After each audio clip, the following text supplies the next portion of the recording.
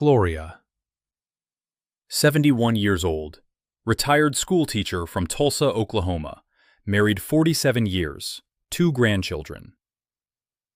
A1c 11.2. Her endocrinologist sat her down in January of 2023 and said 6 words she'll never forget. "We need to start you on insulin." Gloria had been on metformin for 14 years, glipizide for 9. Her morning blood sugar hadn't been below 200 in over a year. She was tired all the time. Her feet tingled. Her vision blurred at night. She was losing the feeling in her left hand. And her doctor, a good doctor by the way, looked at her labs and said, "There's nothing more we can do with pills. Your pancreas isn't keeping up. Insulin is the next step." Gloria said no. Not because she didn't trust her doctor, but because her mother had gone on insulin at 68, and within 2 years, her mother gained 40 pounds, developed chronic infections, and spent the last 4 years of her life in a nursing home. Gloria watched it happen. She swore she'd never go down that road, so she asked her doctor one question. "If I change what I eat, completely, is there any chance I can bring this number down without insulin?" Her doctor said, "Honestly, at 11.2, the research says it's unlikely. But I'll give you 90 days. If your A1c doesn't improve, we start insulin." I'm Dr. Leonard Javier, and what Gloria did in those 90 days, it didn't just save her from insulin. It produced lab results that made her endocrinologist pull up a chair and say, "Tell me everything." Gloria changed 3 foods. Not her entire diet, not some extreme protocol. 3 specific foods. 1 she removed, 1 she added, and 1 she rearranged on her plate. That's it. In 90 days, her A1c dropped from 11.2 to 8.1. Still high, but her doctor agreed to extend the deadline. By month 6, 5.9. Her endocrinologist didn't just cancel the insulin prescription. He reduced her glipizide. Twice. Her fasting blood sugar went from 226 to 112. Her neuropathy symptoms began reversing. Her energy came back. She told me, "I feel like I did at 60. I'm going to show you exactly what she changed. The exact 3 foods. The exact method.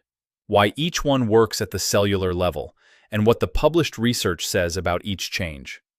Because Gloria's story isn't a miracle. It's biochemistry. And the biochemistry is available to every single person watching this video. Now, before I show you the 3 foods, you need to understand why 3 changes can produce a 5-point drop in A1c. Because most doctors will tell you that's impossible without medication. And they're wrong.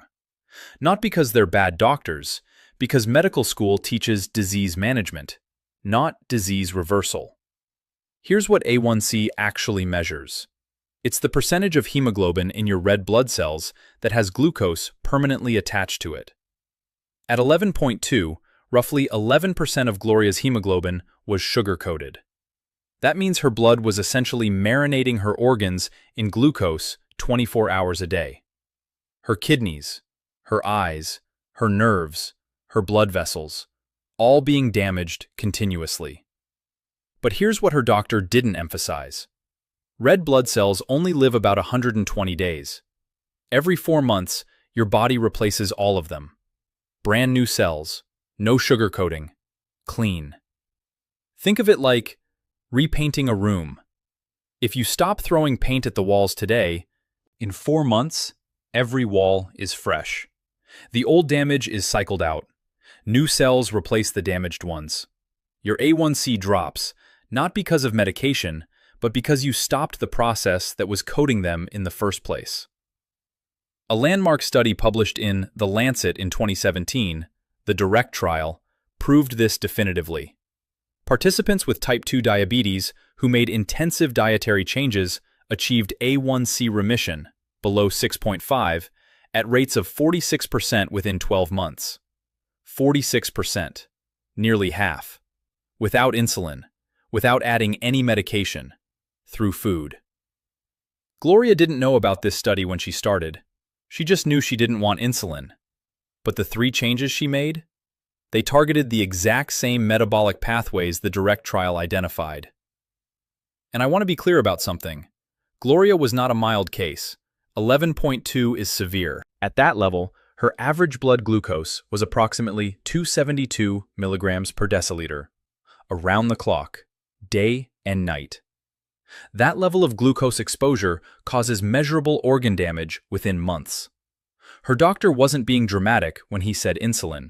He was being responsible. The fact that food changes worked at this level of severity, that's what makes her case extraordinary. Not that food can help blood sugar, we've known that for decades, but that food alone brought someone from the edge of insulin dependency to a non-diabetic A1c. The research said 46% could achieve remission. Gloria became one of the 46%. The question is whether you could be too. And if you're living with type 1, I hear you. I see your comments. The food changes I'm about to describe can help reduce post-meal spikes and improve time in range, even though the underlying insulin production issue is different. Talk to your endocrinologist about adapting these specifically for type 1 management. Let me show you what she did. Starting with food number 1, the food she removed. This first change is the one that shocks most people. Because the food Gloria removed, she'd been eating it every single morning for over 30 years. Her doctor recommended it. The American Heart Association endorsed it. The box it came in had a bright red heart symbol on the front, and it was destroying her blood sugar before 8 a.m. every single day. Food number 1. Gloria removed her morning cereal, specifically Raisin Bran, 2 scoops, every morning, with skim milk and a glass of orange juice on the side. Let me break down what she was actually consuming. 1 cup of Raisin Bran, and nobody eats 1 cup. Gloria was eating closer to 2, contains 18 grams of sugar per serving. At 2 cups, that's 36 grams of sugar. Add skim milk, 12 grams of lactose per cup. Add a small glass of orange juice, 22 grams of sugar. Total sugar before 8 a.m., approximately 70 grams. 70 grams of sugar. Before 8 in the morning. From a breakfast her doctor called heart healthy. For reference, the American Heart Association recommends no more than 25 grams of added sugar per day for women. Gloria was consuming nearly 3 times that limit in 1 meal. First meal of the day, when her body was supposed to be setting the metabolic tone for everything that followed. And here's what nobody connected for her. The glycemic index of Raisin Bran is approximately 61. Skim milk has a glycemic index of 37, but its sugar is lactose, which converts rapidly. Orange juice has a glycemic index of 50.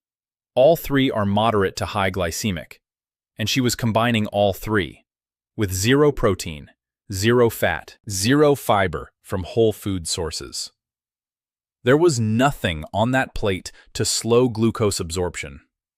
A study published in the American Journal of Clinical Nutrition, 2019, used continuous glucose monitors on adults over 60 eating standard, heart-healthy breakfasts. The average post-breakfast blood sugar spike was 192 milligrams per deciliter. Some participants hit 240, from cereal and juice, a breakfast their cardiologist approved. I want you to stop for a second.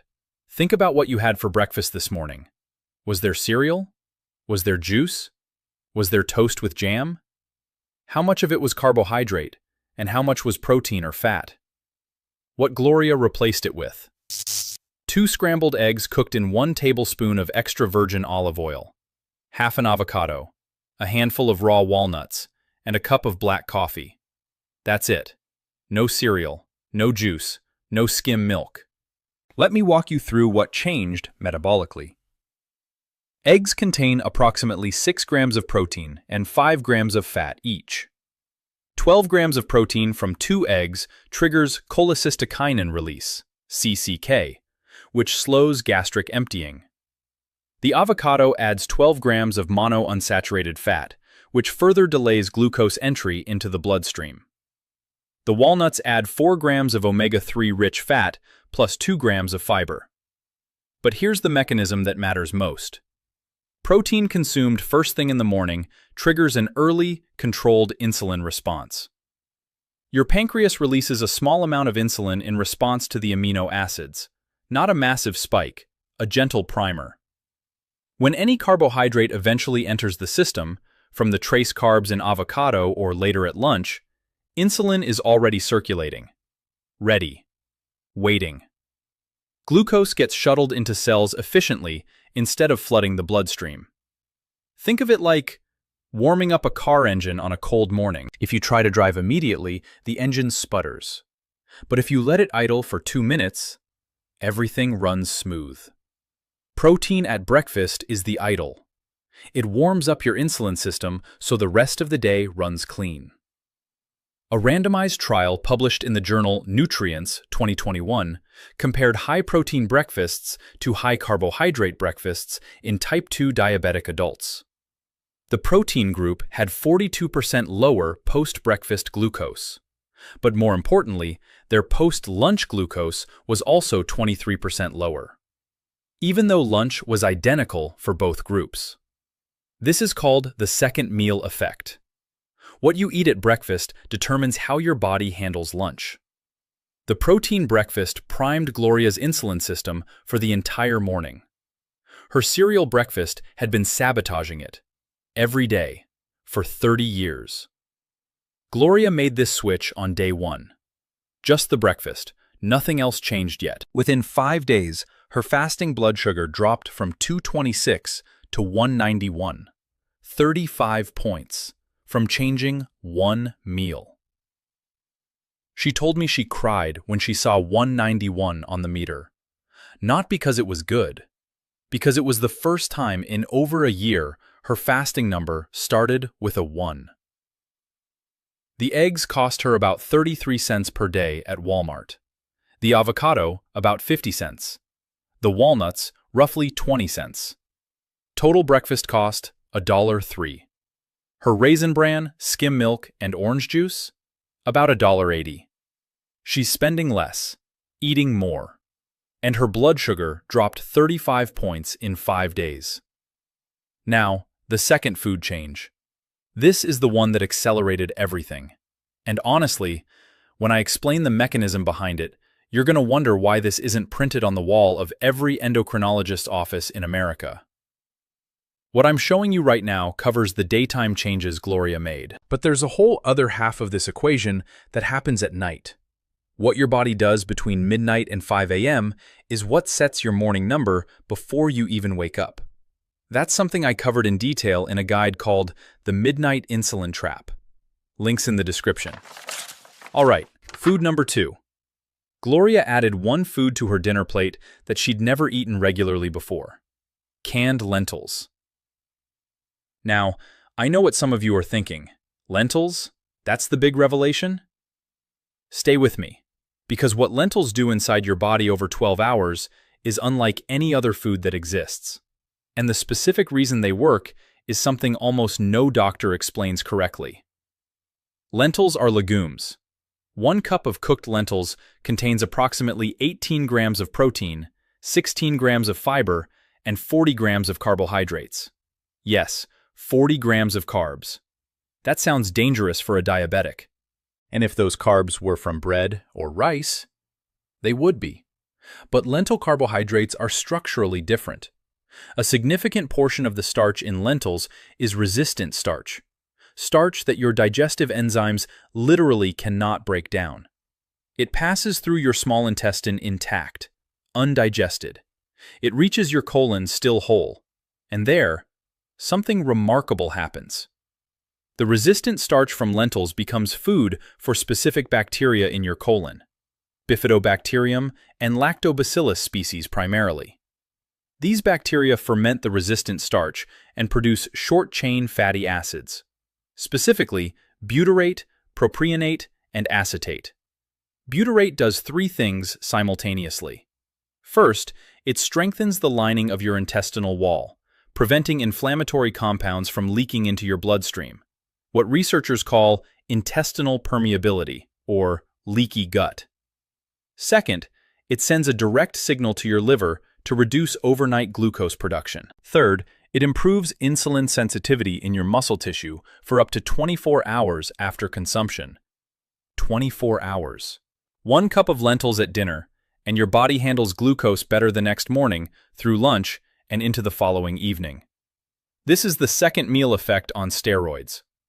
When Gloria ate eggs for breakfast, the second meal effect lasted until lunch. But when she added lentils at dinner, the effect carried through the entire night and into the next morning.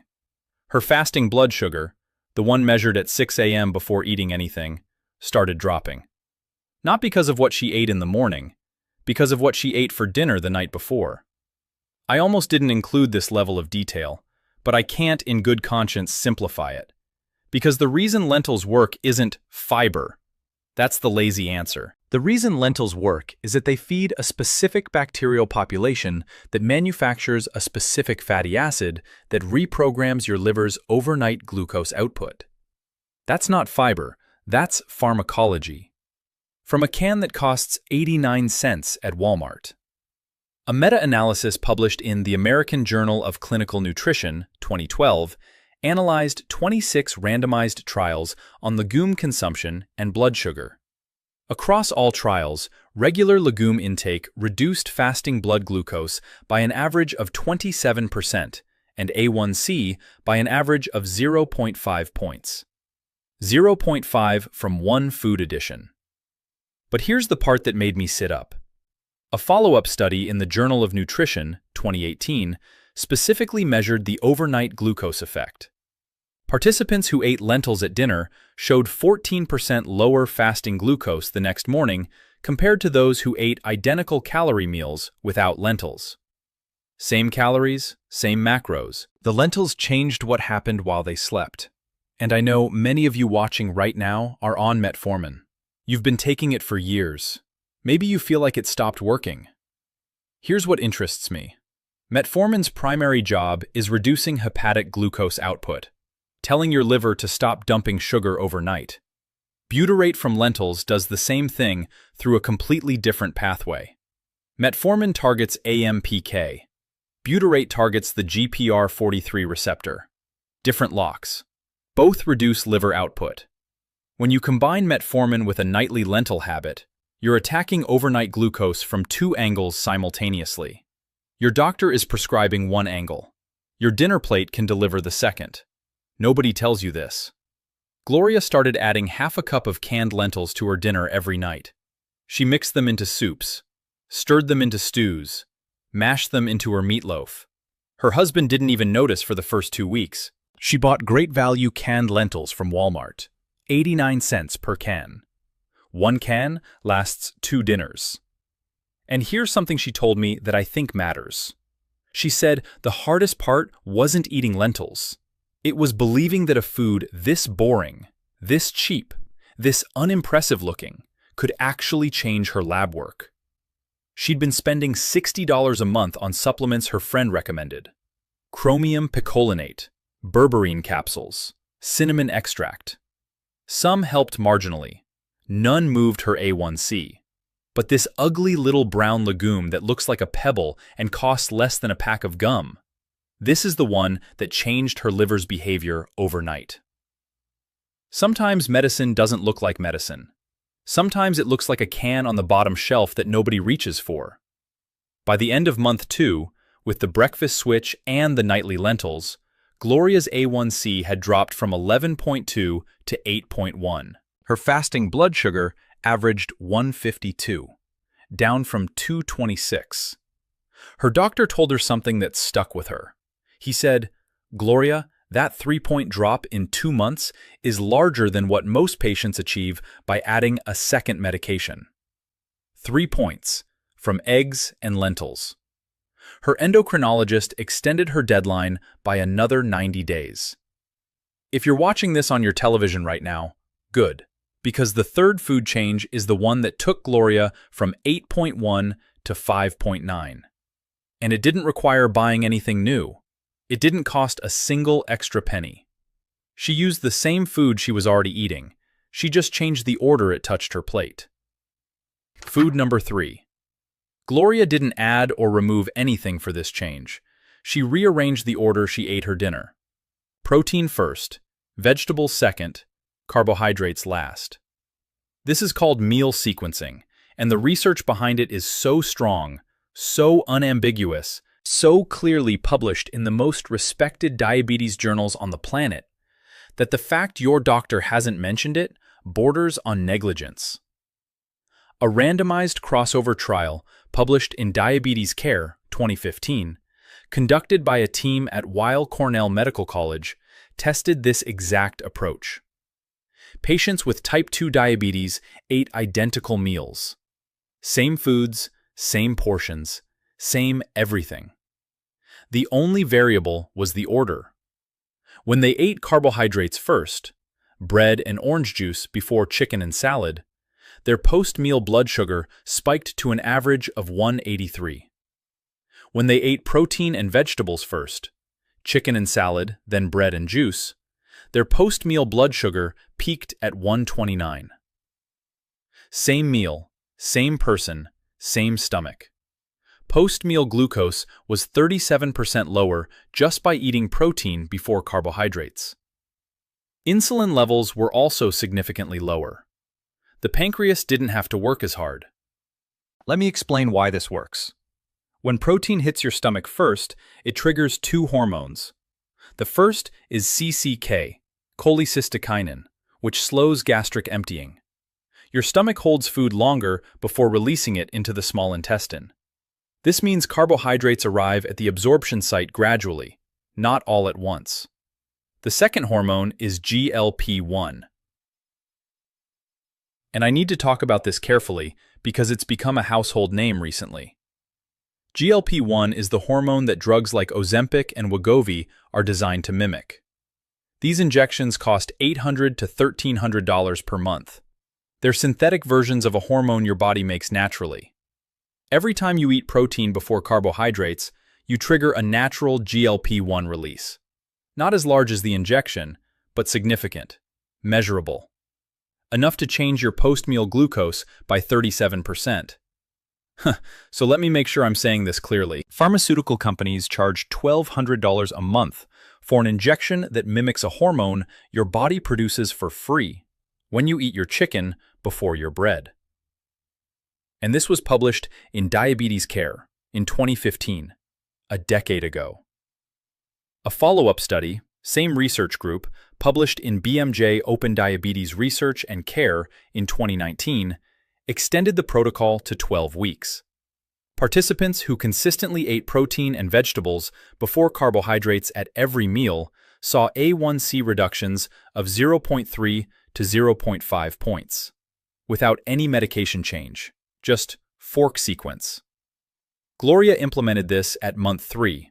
She was already eating eggs for breakfast and lentils at dinner. Now, she simply rearranged her dinner plate. She ate her protein first, chicken, fish, sometimes leftover lentils. Then her vegetables, broccoli, green beans, spinach, whatever she had. Then, and only then, did she eat any carbohydrate. A small portion of sweet potato. Sometimes a slice of sourdough bread. Grab a pen or your phone. Write this down. Protein first, vegetables second, carbohydrates last. That's the sequence. Every meal, every day. It's free, it works, and you can start it at your next meal. The results compounded. The egg breakfast primed her insulin for the morning. The lentils reprogrammed her liver's overnight output. And the meal sequence reduced her post-dinner spike by a third. 3 changes, working simultaneously, each one amplifying the others. By month 4, Gloria's fasting blood sugar averaged 121. By month 5, 114. She was seeing numbers she hadn't seen since her 50s. Month 6. Her endocrinologist drew her blood, called her 4 days later. Gloria, your A1c is 5.9. 5.9. That is technically no longer in the diabetic range. That is pre-diabetes, after starting at 11.2. Her endocrinologist didn't just cancel the insulin conversation. He reduced her glipizide dose by half. He told her, "I've been practicing for 22 years. I have never seen a 5-point A1c drop without adding insulin. Tell me what you did." She told him, eggs instead of cereal, lentils at dinner, protein before carbs. He wrote it down. And here's the part of Gloria's story that stays with me. She told me that for 14 years on metformin, she felt like diabetes was something that happened to her, something she couldn't control. She took her pills, she followed the rules, and it got worse anyway. Every quarter, the A1c crept up. Every year, the dosage increased. She felt like a passenger in her own body. But the day she scrambled those first 2 eggs, the day she opened that first can of lentils, the day she put her chicken on the plate before her sweet potato, she felt something she hadn't felt in years. Agency. She was doing something with her own hands, in her own kitchen, and it was working. That feeling, that sense of control, is worth more than any supplement, more than any protocol. It's the feeling that says, I am not powerless. My kitchen is not just a room where I eat. It's where I fight back. And I know a lot of you watching right now have been where Gloria was, staring at a number that terrifies you, being told it only gets worse from here, being told insulin is inevitable. I see your comments. I read every single one. And the reason I'm telling Gloria's story today is because her story is not unique. The biochemistry that worked for her works for everyone who applies it. Now, the 3 changes I just showed you cover breakfast and dinner. But there's a gap in the middle. What happens overnight? Gloria's lentils helped reduce the liver's glucose dump. But the full overnight system, the cortisol surge at 3 a.m., the dawn phenomenon. The reason morning numbers are stubborn even when everything else improves. That's what I mapped out in the Midnight Insulin Trap. It covers the nighttime protocol step by step. What changes after 60? What your body does between 10 p.m. and 6 a.m. And the 7-day reset that addresses the piece most doctors skip entirely. Link is right below this video. But let me finish, because there are combinations that can cancel everything Gloria built. Okay, this is the part I need you to hear, because you can do everything Gloria did. Eggs for breakfast, lentils at dinner, protein first sequencing. And if you make any of these 3 combinations, you undo the benefit. Dangerous combination number 1. Eating protein first, but drinking juice or soda with the meal. The entire point of protein first sequencing is to slow gastric emptying. Protein creates a physical break in your stomach. But liquid sugar, orange juice, sweet tea, soda, even healthy smoothies, bypasses that break entirely. Liquid doesn't need to be digested. It flows around the protein, straight into your small intestine, straight into your bloodstream. Your post-meal spike goes right back to where it was before. The protein sequence only works if liquids during the meal are water, unsweetened tea, or black coffee. Nothing sweet, nothing with sugar, no exceptions. Dangerous combination number 2. Eating lentils and taking a high-dose fiber supplement at the same meal. Some viewers take psyllium husk or a fiber supplement before dinner, which is fine on its own. But if you combine a fiber supplement with a full cup of lentils, which already contains 16 grams of fiber, the total fiber load can exceed 30 grams in a single meal. For seniors over 70, that creates significant GI distress, bloating, cramping, and in people with slow GI motility, common after 70, potential intestinal blockage. 1 fiber strategy per meal, not 2. If you eat lentils at dinner, skip the supplement that night. If you take psyllium at lunch, you're free to eat lentils at dinner. Separate them. Dangerous combination number 3. Making all 3 changes simultaneously while taking sulfonylureas without monitoring closely. Gloria was on glipizide, a sulfonylurea. These drugs force your pancreas to secrete insulin regardless of what you eat. When you suddenly remove a high-sugar breakfast and add lentils and sequence your meals, your blood sugar drops. But the glipizide doesn't know that. It keeps forcing insulin out at the same rate. The result can be hypoglycemia, blood sugar crashing below 70, dizziness, shakiness, confusion. In seniors, hypoglycemia is dangerous. It causes falls, hospitalizations, and in rare cases, worse. Stop. If you take glipizide, glyburide, or any sulfonylurea, listen to this next sentence carefully. Make the food changes gradually. Breakfast change first, alone, for 2 weeks. Monitor your blood sugar 3 times daily. Bring your glucose log to your doctor. Show them the pattern. Then add the lentils. 2 more weeks. Monitor again. Then implement the sequencing. Your doctor may need to reduce your medication as your food takes over more of the work. That's a good thing, but it has to be supervised. Gloria's glipizide was reduced because her doctor saw the numbers improving and adjusted accordingly. She didn't do it alone. Neither should you. All right, here is Gloria's exact daily protocol, adapted for anyone watching. You can start tomorrow morning. Morning, between 6 and 7 a.m. 2 eggs, any style, scrambled, boiled, poached, whatever you prefer. Cooked in 1 tablespoon of extra virgin olive oil or butter. Half an avocado on the side. If avocado isn't available or affordable, substitute a small handful of walnuts or 2 tablespoons of natural almond butter. 1 cup of black coffee or unsweetened tea. No cereal, no juice, no toast for the first 2 weeks.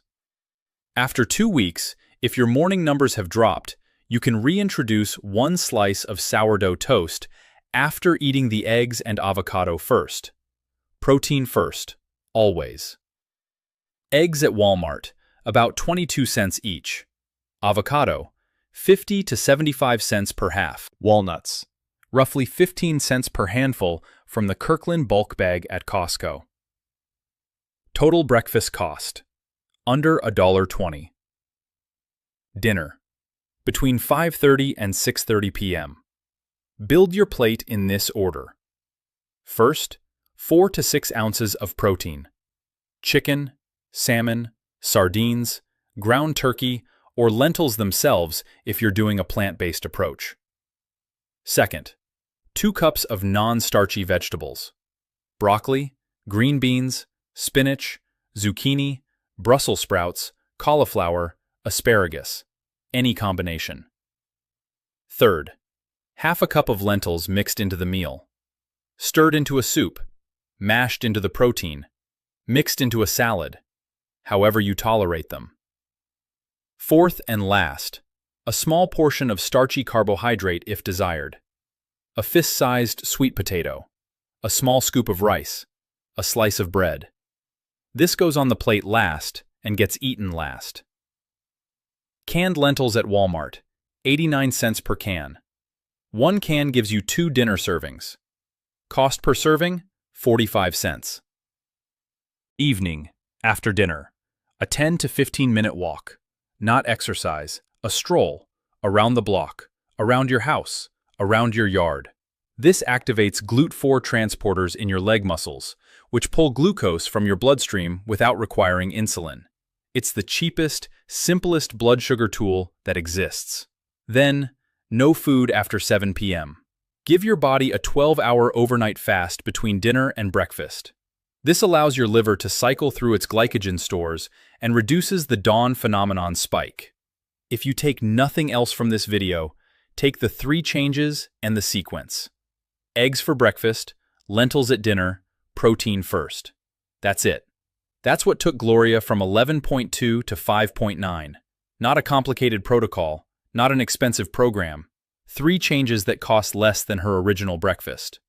Let me explain why these 3 changes together produce results that seem impossible individually. The egg breakfast eliminates the morning glucose spike and primes insulin via the second meal effect. That handles 6 a.m. to noon. The lentils at dinner feed colonic bacteria that produce butyrate, which suppresses hepatic glucose output overnight. That handles 10 p.m. to 6 a.m. The meal sequencing reduces every post-meal spike by 37% through GLP-1 and CCK activation. That handles every meal in between. When you stack all 3, There is no window in the 24-hour day where glucose is uncontrolled. Morning is handled by the protein breakfast. Daytime spikes are reduced by sequencing. Overnight is managed by the butyrate from lentils. The coverage is continuous. And because red blood cells turn over every 120 days, every day you maintain this protocol, a new batch of hemoglobin enters your blood that has never been coated in excess glucose. After 3 months, a significant percentage of your red blood cells are clean. After 6 months, nearly all of them are. Your A1c reflects the cumulative average. When the average drops, the number drops. That's not a miracle, that's math. And it's available to everyone who eats breakfast, eats dinner, and owns a fork. And there's one more thing most people miss. These 3 changes don't just add to each other, they multiply. The egg breakfast reduces the insulin demand on your pancreas by eliminating the morning glucose flood. That means your pancreas enters lunchtime with reserves. It's not exhausted from fighting a cereal spike at 7 a.m. The lentils at dinner repair the gut-liver communication loop overnight, which means the morning protein breakfast enters a body that's already been metabolically reset by butyrate. And the meal sequencing at every meal means glucose trickles in slowly no matter what you eat, which means the insulin your less burdened pancreas produces is actually sufficient to handle the load. Remove any one of the 3, and the other 2 still work, but not as powerfully. It's the combination, the stacking, that produces the kind of results that make endocrinologists say, "What did you do?" Gloria's doctor wrote down what she told him. Eggs for breakfast, lentils at dinner, protein first. He taped it to the inside of a folder. Gloria told me he's now recommending the same 3 changes to other patients. Not officially, not on a prescription pad, just quietly. In the last 2 minutes of the appointment, because the system doesn't reimburse a doctor for teaching you to eat lentils. It reimburses for prescribing insulin. And that's a conversation for another day. One last thing. Everything I showed you today covers the food side. What to eat, when to eat it, what order to eat it in. But there's a piece most people miss, the overnight window. What your liver does between 2 and 5 a.m. Why cortisol surges while you sleep. Why your morning number is already high before your feet touch the floor, even after doing everything right during the day. That's exactly what I mapped out in the Midnight Insulin Trap. It walks you through what happens after 60, why your evening meal timing matters more than most doctors realize, and includes a 7-day reset you can start tonight.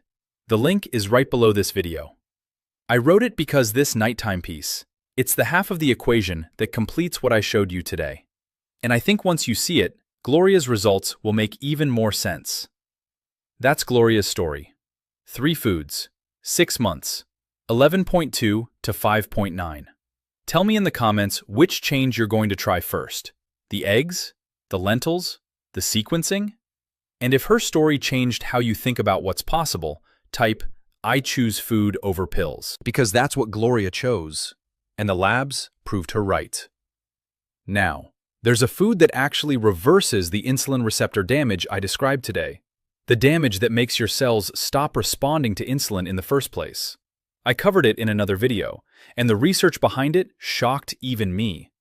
Because the food that repairs insulin receptors is one most diabetics have been told to avoid completely. That video is on screen right now. I'll see you there.